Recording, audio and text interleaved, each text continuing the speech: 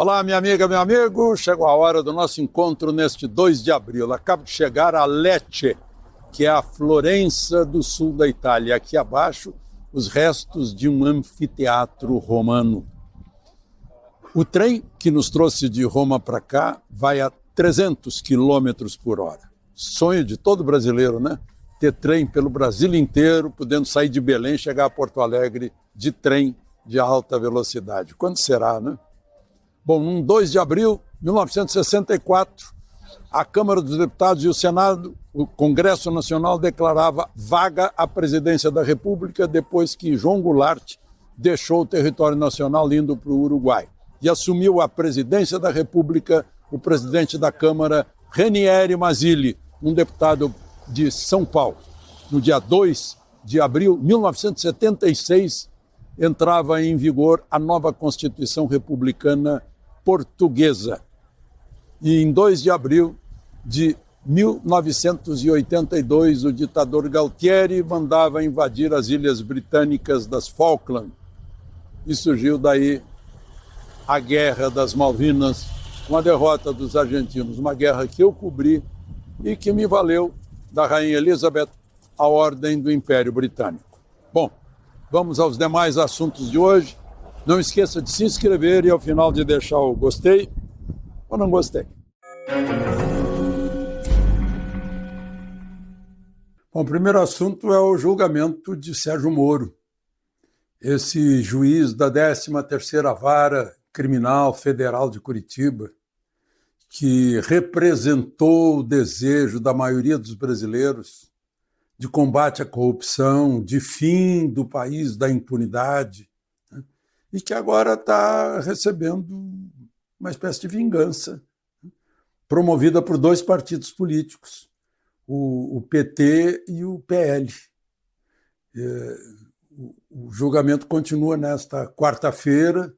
Já tivemos o voto do relator, importantíssimo voto do relator, que é o desembargador.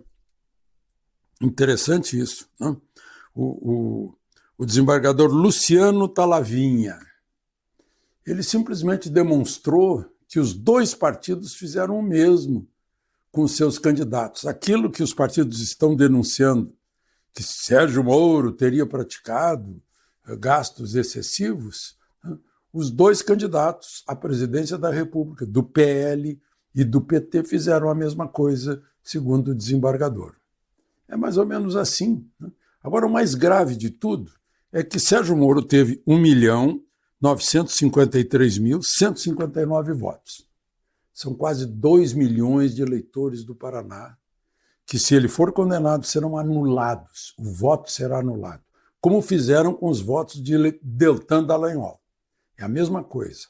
É um descaso ao eleitor, uma agressão ao eleitor. E mais do que isso, né? Estão discutindo um dinheiro que é do contribuinte, do pagador de impostos, e que foi para partido político, por força de uma lei que os políticos fizeram, né? Para que os partidos sejam sustentados pelos impostos de todos, até dos adversários do partido. Quando o partido deveria ser sustentado, como os sindicatos, por seus associados, por seus apoiadores, por seus interessados, que apoiam os partidos políticos. Não é isso? Bom, outro assunto está cada vez mais aparecendo aí, né? Agora um que teria ofendido o ministro Gilmar em Portugal. O outro teria ofendido o ministro Barroso na Inglaterra. Tem o outro que teria ofendido o ministro Moraes na Itália. Só uma coisa é certa, de que todo mundo sabe, que crimes contra a honra não têm extraterritorialidade. Ou seja, se um brasileiro ofendeu a honra de um brasileiro lá na Escócia, vai ter que ser julgado na Escócia e não no Brasil. Agora, isso é o que diz a lei, o devido processo legal, o Estado democrático de direito. Só que estão fazendo pouco da própria Constituição, imagina das leis abaixo da Constituição, o que estão fazendo. Né?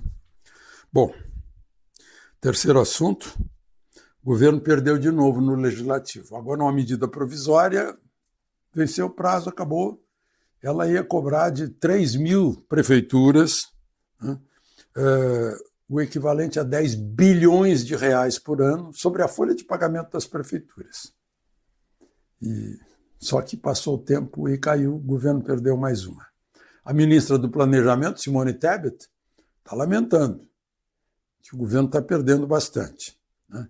E que a revisão das receitas, ou seja, a contenção dos gastos, está sendo mais lenta do que se imaginava. Vai ser impossível.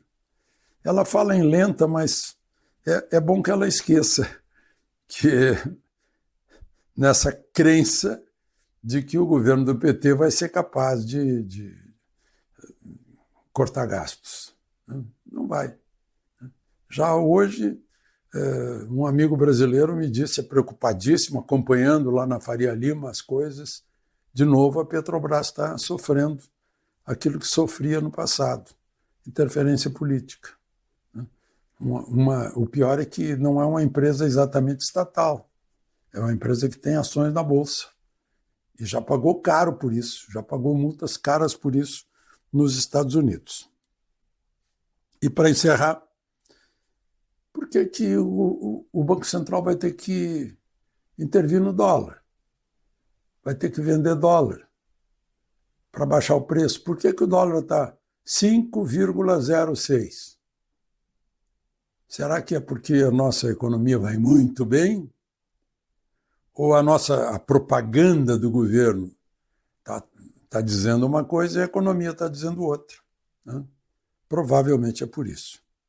Aliás, eu vi um título perfeito na agência oficial do governo. O título diz o seguinte: Desinformação, : Fiocruz e UFF, ou seja, Universidade Federal Fluminense, lançam guia para profissionais de saúde.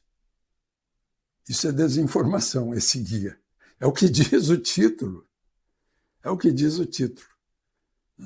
O que eu sei é que, na verdade, o tal guia é para dizer para os profissionais de saúde, ou seja, médicos, dentistas, enfermeiros, auxiliares de enfermagem, olha, tudo isso que vocês estão assistindo aí, na beira do leito dos pacientes, no chão do hospital, tudo isso nós sabemos melhor do que vocês, nós burocratas aqui, né, sabemos mais do que vocês. Então, olha, não cometam erros. Aliás, eles chamam, é a mania de chamar boato de fake news para culpar a rede social. Quando todos nós sabemos, a menos que tenhamos nascido ontem, que nem existia rede social e a mentira e o boato vicejavam. De Lecce, Puglia, Itália, Alexandre Garcia.